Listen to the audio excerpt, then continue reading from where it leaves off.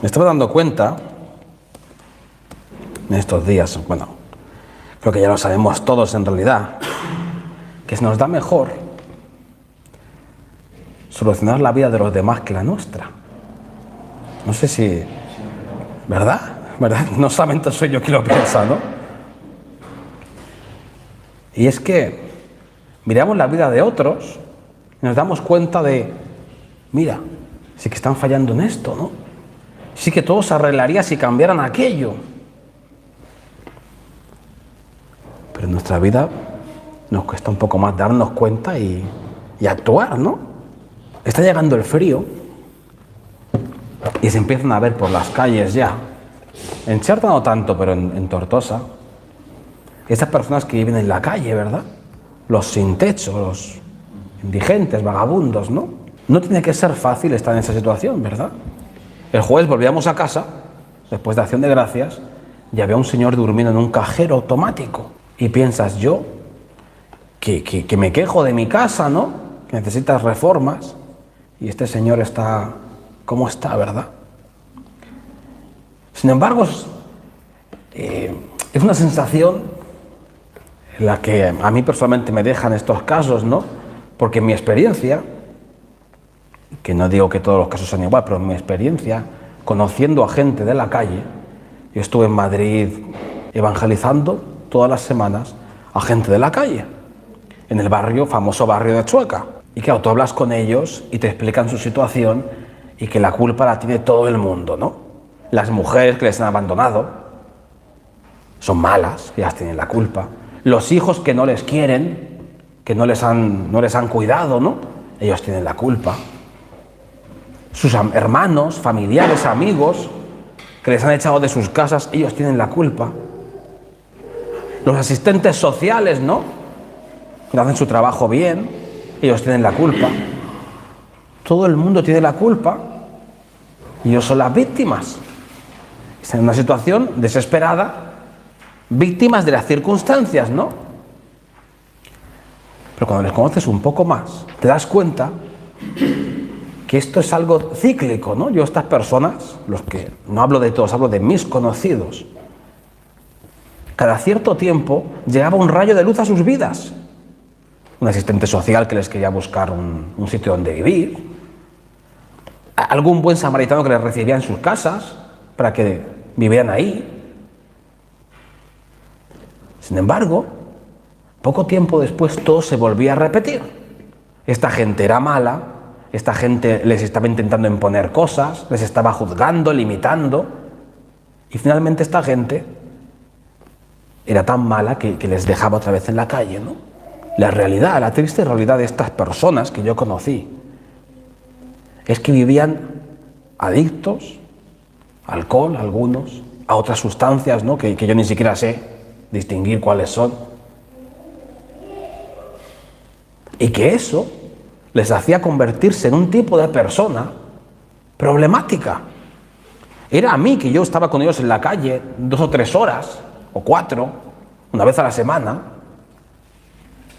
y a veces me querían pegar por estar ahí solamente intentar hablar con ellos. Yo no me quiero imaginar cómo sería su convivencia en casa de sus hijos antes de que les echaran de casa, ¿no?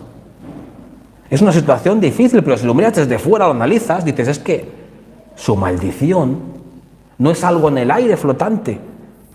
Tristemente son ellos mismos que provocan una y otra vez que las cosas les salgan mal. Y están en el mismo lugar.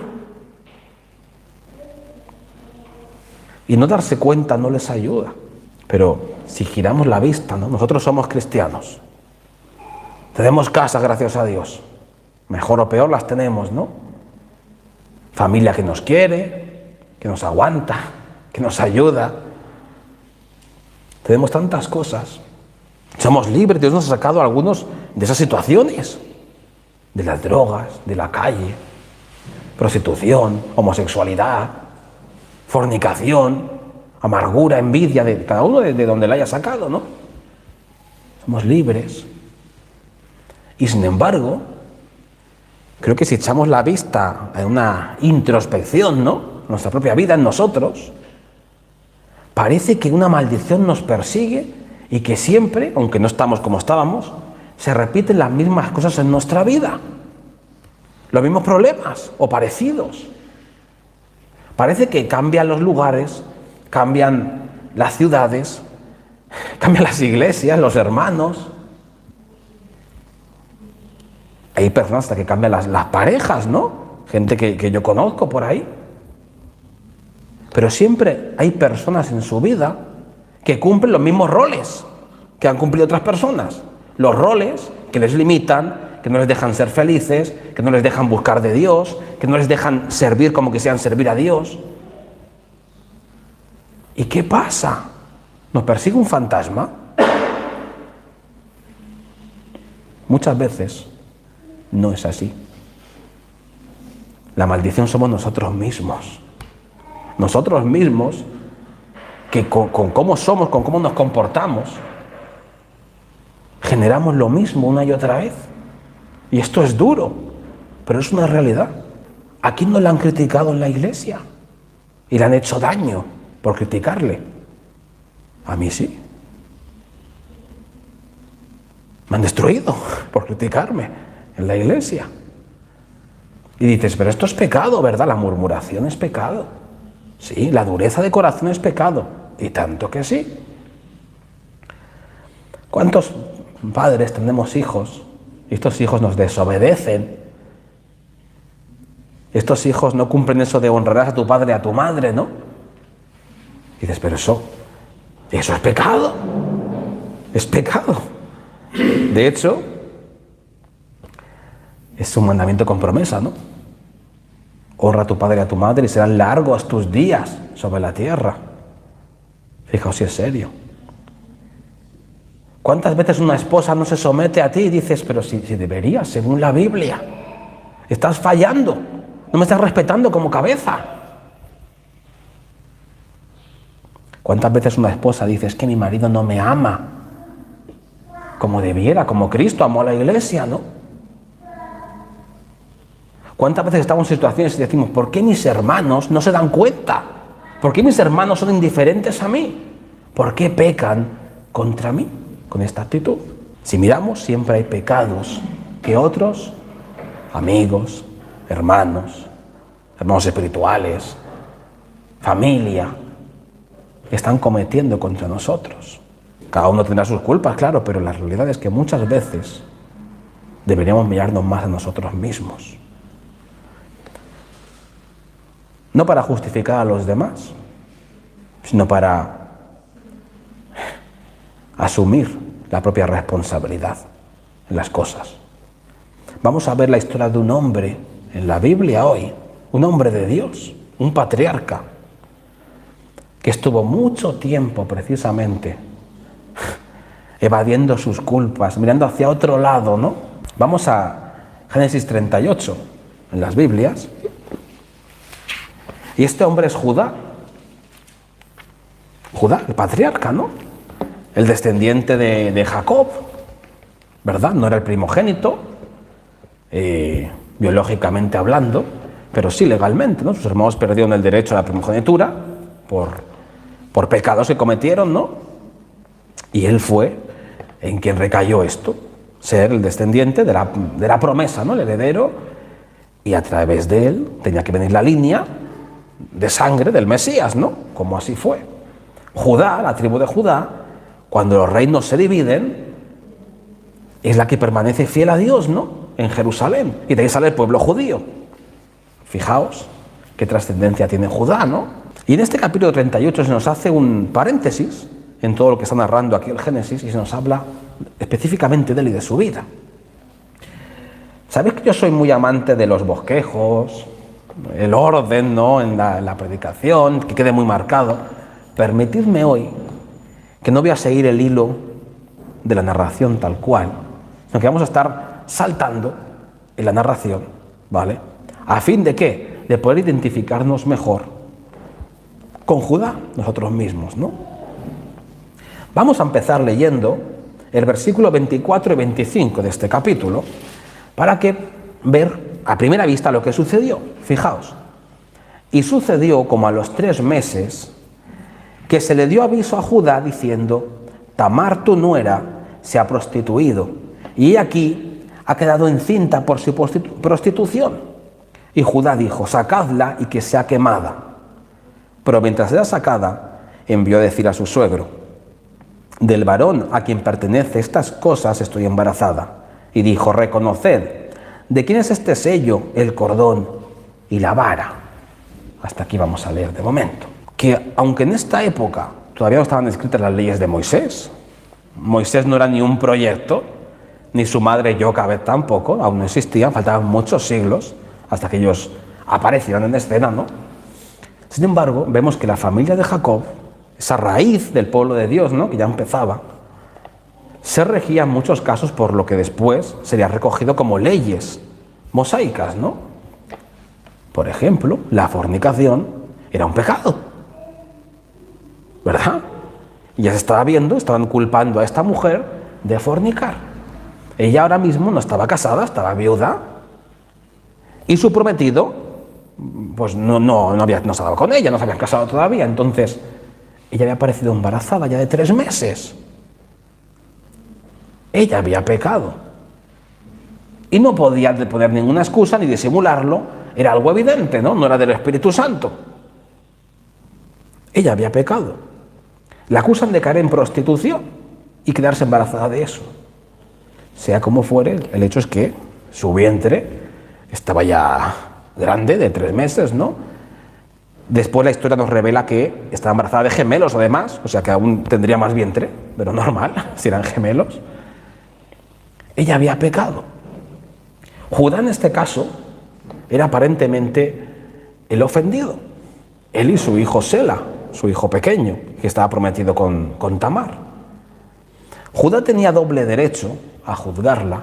Primero, como patriarca, Jacob seguía vivo todavía, pero su heredero inmediato era Judá, como patriarca, ¿no?, o heredero del patriarca, y segundo, como el principal agraviado por el pecado de ella, porque ella, bueno, hubiera sido culpable de fornicación de cualquier manera, pero estando prometida y siendo viuda del hijo mayor de el hijo mayor de Judá, pues era un pecado contra la familia de Judá, contra él, ¿no? No era poca cosa. Vemos que inmediatamente él tiene muy claro el juicio, ¿no? Sacadla y que sea quemada. Él no tiembla ante esto, lo tiene muy claro. Cuando vivimos estas situaciones en las que otros pecan contra nosotros, sea de palabra, sea de acto, sea pecado de omisión, ¿no? Algo que podrían hacer bueno pero que no hacen por nosotros. Y en nuestra mente rápidamente hacemos el juicio, ¿no? Esta gente está pecando, lo están haciendo mal. Y contra mí, además. Somos un poco más buenos que Judá, eso sí. Nosotros, si se arrepienten, les perdonamos, ¿no? Le damos ese pequeño margen, ¿no? Si se arrepienten, pues no pasa nada. Pero si no se arrepienten, son culpables. Y el pecado es pecado siempre, ¿verdad? Se merecen el juicio de Dios, disciplina, que les exhortemos, que les confrontemos, lo que sea, ¿no? Pero fijaos de un detalle aquí. Esta señorita, señora, viuda,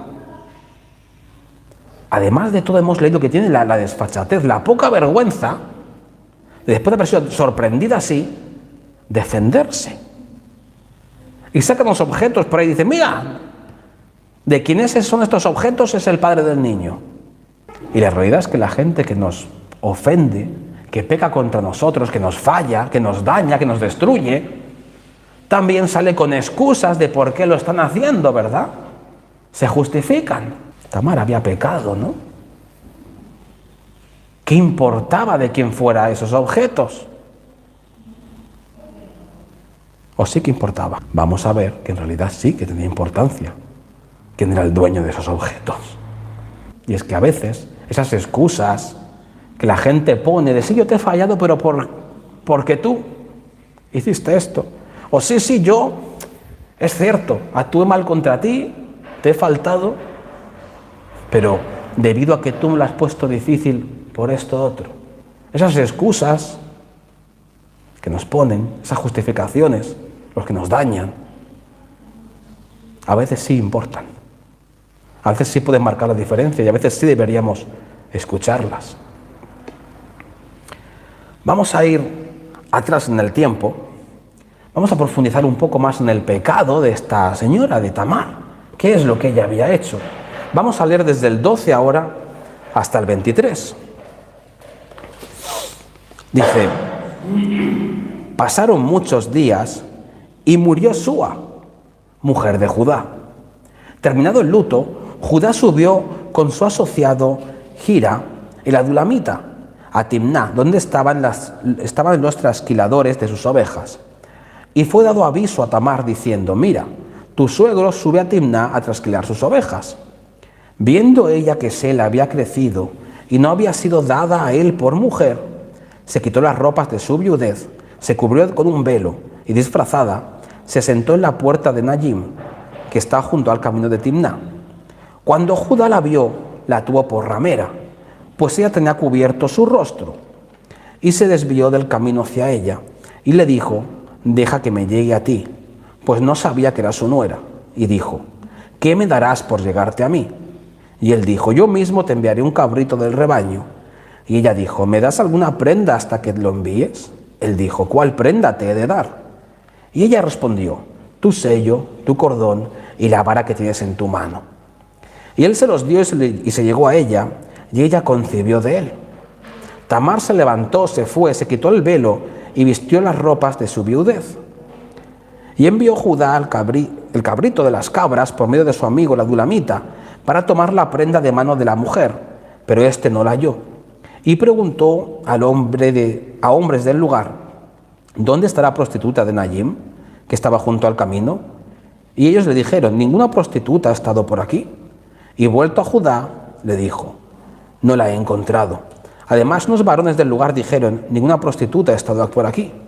Y Judá dijo: que se quede con ellas, para que no seamos menospreciados. Ya ves que envié este cabrito y tú mismo no lo encontraste. Hasta aquí leemos y después enlazaríamos lo que acabamos de leer antes, ¿no? Que 3 meses después de esto aparece Tamar embarazada, ¿no? Pues aquí vemos, fijaos, parece que el patriarca no era tan inocente como parecía a simple vista, ¿no?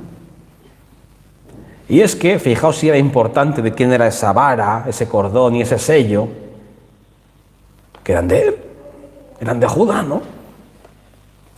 Judá había fornicado, era culpable de fornicación con Tamar. Sin embargo, él no era culpable de incesto porque él no sabía que era su nuera. Ella se cubrió con un velo. Y era típico en aquel tiempo que las prostitutas, aunque estaban ejerciendo el acto de la prostitución, se cubrían el rostro con velos para que no las vieran. La cara, ¿no? La identidad.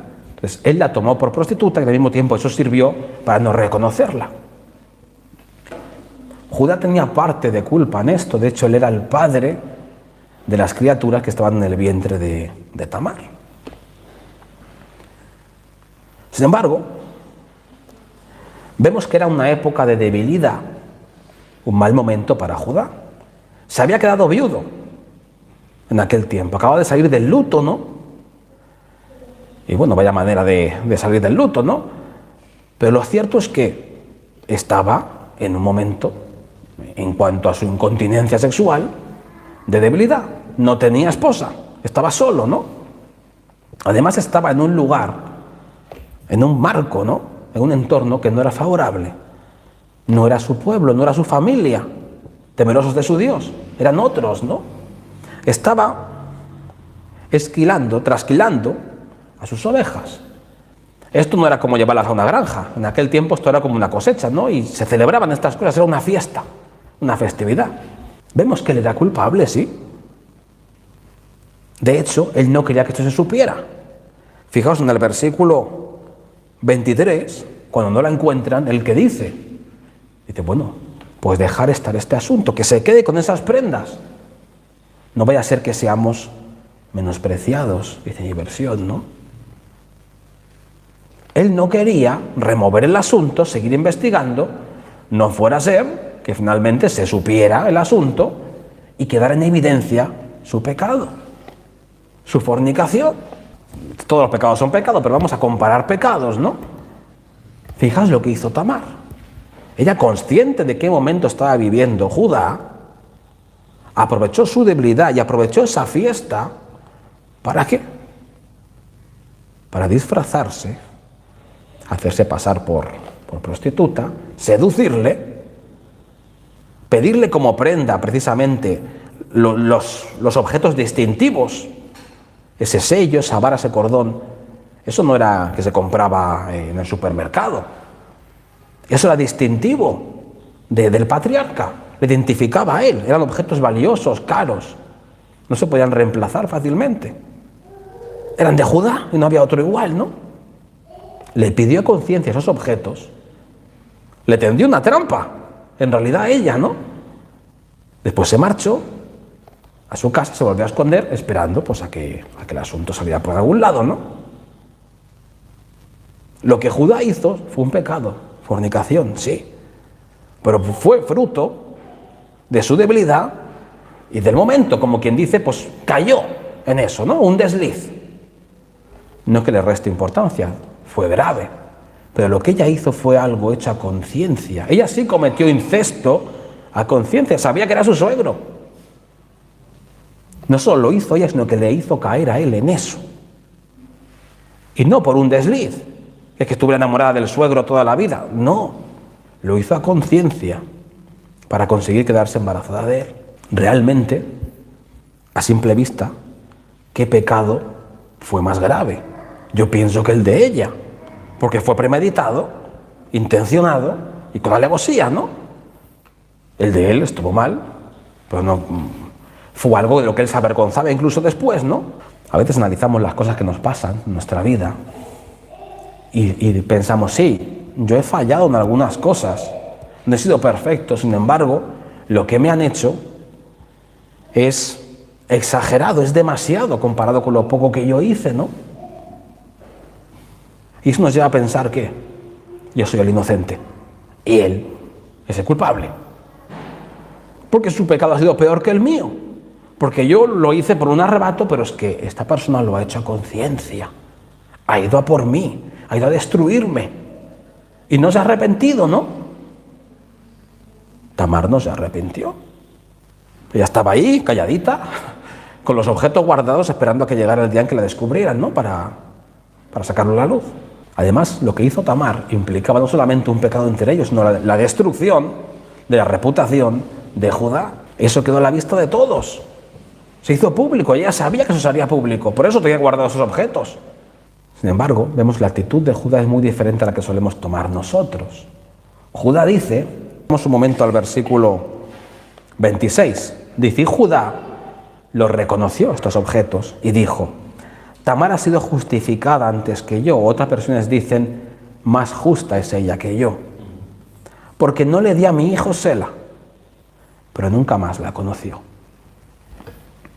Judá aquí hace algo muy importante que nosotros normalmente no hacemos, y es asumir su culpa. Era consciente que sí, ella había pecado de una forma más deliberada que él, contra él, pero que la raíz del problema era su propia culpa, ¿no? Y ahora sí vamos a leer toda la historia, del 1 al 11.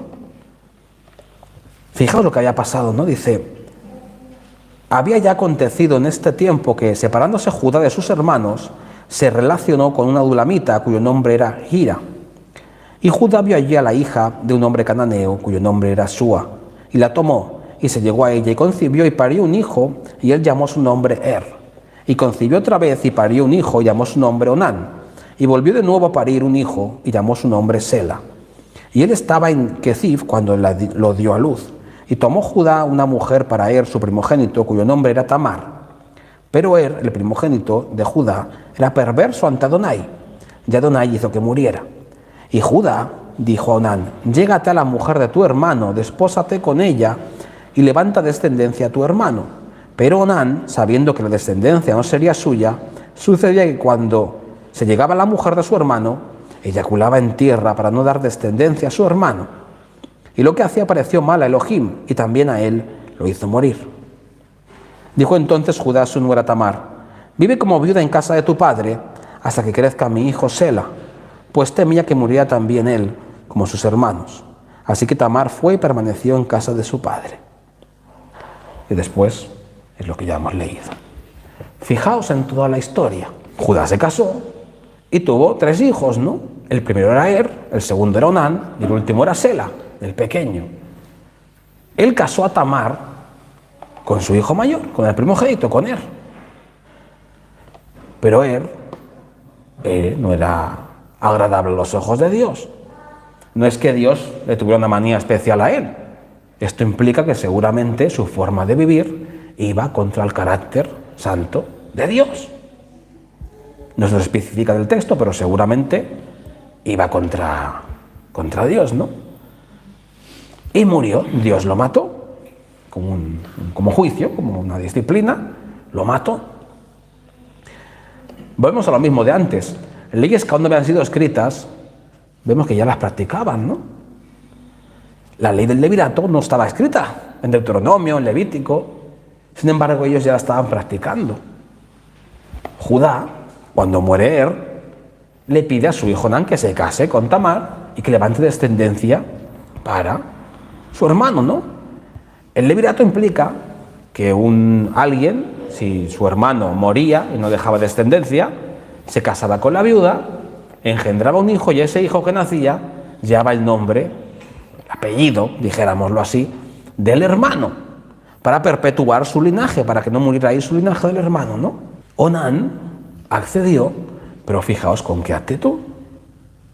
Él mantenía relaciones con la viuda, disfrutaba de la viuda, sin embargo tomaba precauciones para no dejarla embarazada y no levantar descendencia a su hermano. Fijaos cuál era su corazón, ¿no? Esto no le gustó a Dios y otro que murió. Y ya solo quedaba un hijo, ¿no? Que era Sela, el pequeño. Y claro, no sabemos muy bien si es que Judá, en plan supersticioso, pensó en que era Tamar, que tenía algo que se morían todos sus maridos. No sabemos muy bien por qué. O quizá pudiera de alguna manera relacionar la juventud de sus hijos, su inmadurez al casarse, la entrada al matrimonio, como causa del juicio de Dios sobre ellos, ¿no? La cuestión es que consideró que Sela era demasiado joven, ¿no? Y por miedo a que él también muriera, le dijo a Tamar que esperase, que se fuese a su casa, a casa de su padre, como viuda, y que esperase ella hasta que Sela creciera. Bien, hemos visto después, ya lo hemos leído antes, que Sela creció y Tamar seguía esperando, ¿no? Judá no le dio a Sela para que se casara y levantara descendencia a su primer hijo. Esto era una falta por parte de Judá doblemente grave. Por un lado, estaba condenando a Tamar a ser una viuda eternamente, sin tener oportunidad de casarse otra vez, de tener honra, tener dignidad, de parir hijos, ¿no? Que en aquel tiempo para una mujer era toda su vida. La estaba condenando a eso, a nada, a ser un alma en pena eternamente, viviendo en casa de su padre por caridad del padre, ¿no? Por otro lado, la cosa era más seria. Judá, como heredero espiritual de la promesa de su padre, Jacob, a su vez, heredaría esa promesa también, ¿quién? Su primogénito, que había muerto. Si su hermano levantaba descendencia a por ahí vendría también la promesa. ¿Cuál era la promesa? Que un descendiente de ellos aplastaría la cabeza de la serpiente, el protoevangelio, ¿os acordáis? Todo dependía de eso. Entonces, por un lado, Onán se estaba negando a que naciera este descendiente. Y al morir Onán, Judá se estaba negando también a que naciera este descendiente. Es decir, la línea de sucesión mesiánica estaba ahí paralizada. ¿Por culpa de qué? De la pecaminosidad de estos hombres. Y él identifica inmediatamente, cuando sale todo el escándalo a la luz, identifica que él es el causante de todo eso, que es su culpa, que es la raíz de todo, que él no había dado a Sela en matrimonio a Tamar. Y era cierto, era su culpa. Sin embargo, si analizamos más todavía la historia, siempre se puede analizar más y más y más. ¿Por qué estos dos hijos, por qué Er y por qué Onán, eran tan desobedientes a Dios? Con un corazón tan frío, tan rebelde a Dios, ¿no? Aquí nos lo pone. Su madre, Súa, era una mujer cananea. ¿Qué quiero decir con esto? Seguramente ella no le había inculcado a sus hijos el temor de Dios como lo pudo hacer Sara con Isaac. ¿Me entendéis? Le habría inculcado quizá las costumbres, las creencias cananeas. Porque en ningún lugar de aquí dice que Súa se convirtiera al Señor. En ningún sitio. Y la cuestión es por qué Judá toma esta decisión tan desacertada de escoger a Súa como su mujer. ¿No lo paráis a pensar? Su padre Jacob y su abuelo Isaac, ¿de dónde buscaron esposa? En su parentela. En su propia parentela, en su propia familia.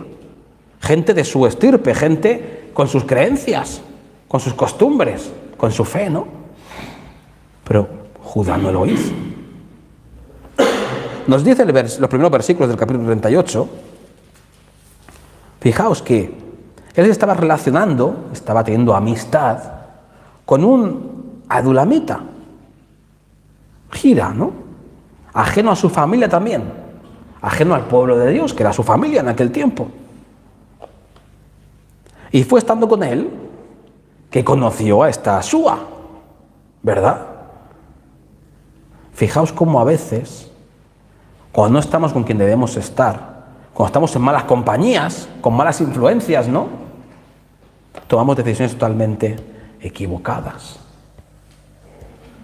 Entonces la culpa fue de este Gira, de este amigo, que influenció así a Judá para que se casara con esta mujer cananea.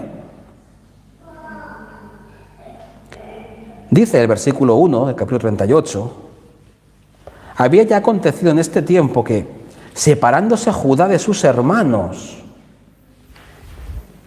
Judá se había estado separando de sus hermanos, se había separado de su familia, de los suyos. De hecho, podremos indagar más y vemos que también parece que se hubiera distanciado de su propio padre. ¿Recordáis cuando Isaac va a casarse? ¿Quién le busca a la esposa? Abraham. Claro, Abraham manda un siervo para que le consiga esposa. Cuando Jacob, padre de Judá, va a casarse, su padre estaba enfermo, pero su madre, ¿qué le dice? No escojas mujer de aquí, ve a tal sitio, a mi hermano, y pregunta, y ahí consigues mujer. Vemos que en los casos de su padre, su abuelo, sus padres intervinieron en el matrimonio, ¿no? En el caso de Judá, no. Judá está solo por su cuenta y él escoge a esta esposa. ¿Y por qué pasa esto? Yo es que me hago muchas preguntas, ¿no? Me dice a veces Valeria, ¿cómo sacas tantas cosas de tal? Digo, pues está ahí. Si mi Biblia es la misma que la tuya, si no es... Pero es hacerle preguntas al texto, ¿no? ¿Y por qué se separa de sus hermanos? Pues también está aquí la respuesta, dice... Aconteció en aquel tiempo, dice al principio del versículo. ¿En qué tiempo, no? El autor del Génesis está relacionando estos hechos, del capítulo 38, con algo más. Vamos al capítulo anterior, ¿no?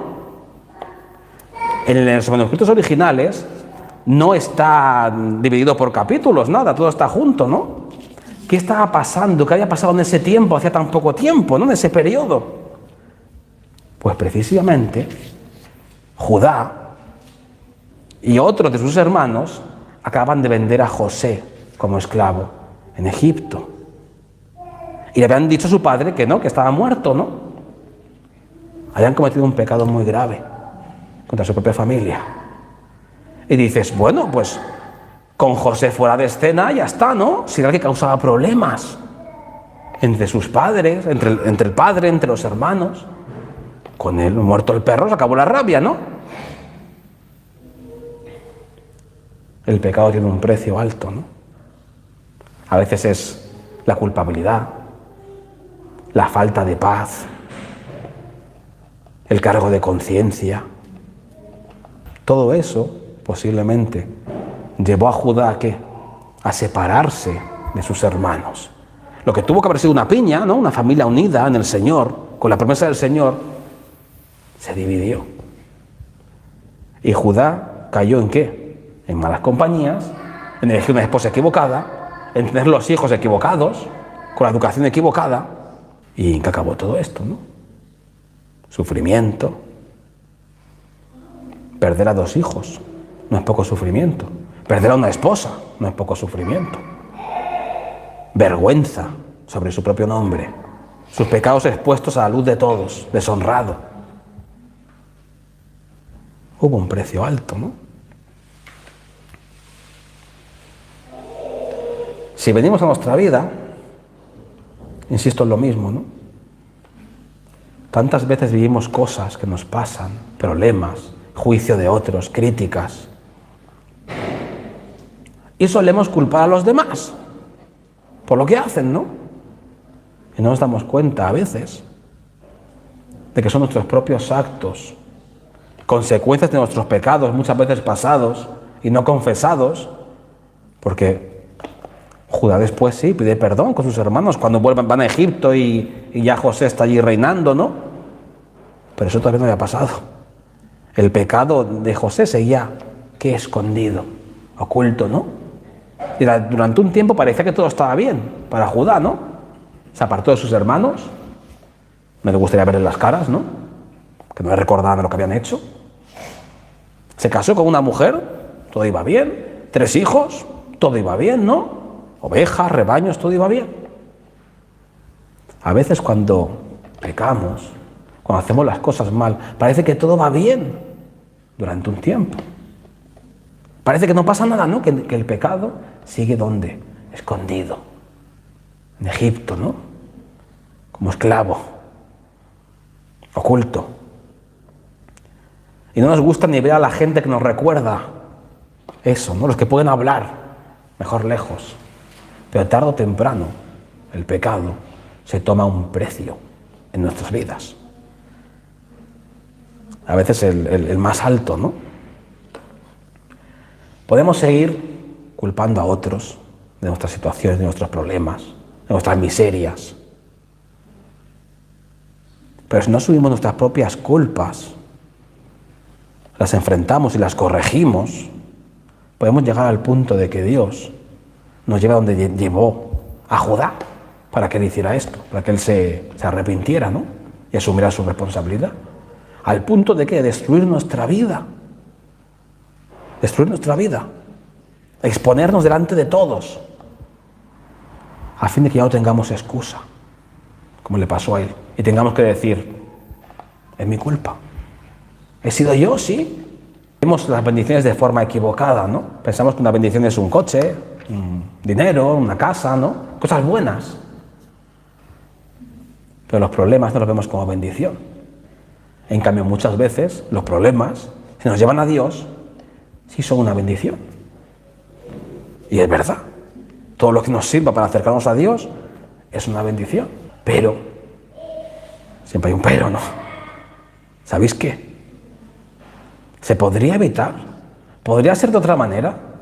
¿Nos podríamos ahorrar el sufrimiento, la amargura? En realidad sí. ¿Recordáis que veíamos las semanas anteriores, la última, no, la anterior semana, hablábamos sobre la destrucción de Jerusalén en el año 587 a.C.? ¿Verdad? ¿Fue una bendición? Sí. El pueblo se purificó, abandonó la idolatría por fin. El pueblo de Dios. ¿Se podía haber evitado? Sí. ¿Se podía haber evitado los ríos de sangre en la ciudad corriendo? Sí. ¿El templo derruido? Sí. ¿Los tesoros sagrados saqueados? Sí. ¿Cómo? ¿No fueron pocos los profetas que Dios envió a pedir que se arrepintieran al pueblo, no? Si el pueblo hubiera oído, hubiera reconocido su culpa y hubiera cambiado, no hubiera hecho falta destruir la ciudad y que murieran tantas personas. En fin, todo lo que pasó, ¿no? Claro que es una bendición cuando el Señor nos destroza, nos deja ahí tirados. Y no te queda más remedio que decir, Señor, me arrepiento, sí, he sido yo. Pero ¿y si actuáramos antes? ¿Y si nos arrepintiéramos antes de ese momento? ¿Cuánto nos evitaríamos, no? ¿Cuánto sufrimiento para nosotros y para los demás? Porque siempre tiene consecuencias en los demás. Debe ser difícil vivir como esta gente en la calle, ¿no? Y desde fuera puede parecer fácil decir, pues bueno, que dejen de beber, que dejen de drogarse, que se vayan a Reto, ¿no? Si tienen opciones, o a Remar, o a Betel, a cualquier sitio, hay muchos centros, ¿no? Están así porque quieren. Puede ser fácil decir eso, ¿no? Desde fuera. Y en parte, sí, es cierto, su jaula está abierta. Si quisieran, podrían buscar la manera de salir. Pero digo una cosa, nuestras jaulas también están abiertas. Esas cosas que sentimos que nos encarcelan, que nos atrapan, nuestras maldiciones, ¿no? Por así decir, lo que parece que se repite siempre en nuestra vida, también es una jaula abierta, de la que podemos salir. ¿Cómo? Asumiendo primeramente lo que estamos haciendo mal, nuestras culpas, dejar de señalar a otros. A veces los pecados de otras personas hacia nosotros, digo a veces, son solo la consecuencia, el daño colateral de nuestros pecados propios. Podemos asumir nuestras culpas y cambiar de camino a tiempo antes de que Dios nos lleve al extremo de estar destruidos. Con Dios no se juega, ¿no? No es una broma. Siempre pienso en el caso de Sansón. Sansón fue un gran juez, un héroe de la fe también de Dios. Y cumplió el plan de Dios, pero ¿de qué manera, no? Con vergüenza, con sufrimiento, con humillación, con su propia muerte, ¿no? Dios va a cumplir contigo lo que Él quiere hacer. Pero puede ser a favor tuyo o en contra tuyo. Puede ser siendo un hijo obediente de Él o siendo una vergüenza para Él. Y exhibirte como un ejemplo pésimo. Dios te va a utilizar para lo que quiere. Pero ¿cómo quieres tú que lo haga? ¿De qué manera, no? ¿Como Sansón? ¿Como a Judá? ¿Sabéis? Al final, la descendencia, Jesucristo, la línea de sangre de Jesucristo, sí que vino legalmente por sin tener que estar mezclándose con cananeos. Porque Judá, biológicamente, tuvo un descendiente, que fue Fares, ¿no? Uno de los gemelos, del que después vino a través de él Cristo. Pero legalmente era hijo de hijo de la viuda, ¿no? Dios cumplió, sí o sí, con su plan, con la descendencia, ¿no? Lo hizo, pero fijaos, con muerte de por medio, juicio, vergüenza, incesto. ¿Cómo queréis que Dios cumpla su propósito en vuestras vidas? Yo quiero que sea de buena manera, ¿no? Sin tener que pasar por todo esto, siendo un hijo obediente, ¿no? Sé que no es fácil muchas veces, pero insisto, la jaula está abierta. Sí que es posible. Lo que pasa es que es difícil, ¿no? Salir de la jaula. Pero sí que es posible. Pues seguro que me dejo cosas, pero bueno, le pedimos al Señor siempre, creo que los que predicamos le pedimos, lo que sea tuyo que salga por mi boca y lo que no, quítamelo. Pues a eso me sujeto, ¿no? Y hasta aquí lo que os quería compartir. Entonces, espero que retengáis estas palabras en el corazón, ¿no? Ejemplos como los de Judá para nuestra propia vida, para caminar realmente de forma recta, ¿no? Porque podemos ver la trascendencia que tienen los pecados de los que no nos arrepentimos, que no confesamos, los caminos que no corregimos, ¿no? Nos pueden llevar a nosotros, a nuestra familia, a la ruina, al desastre, a lo peor, ¿no?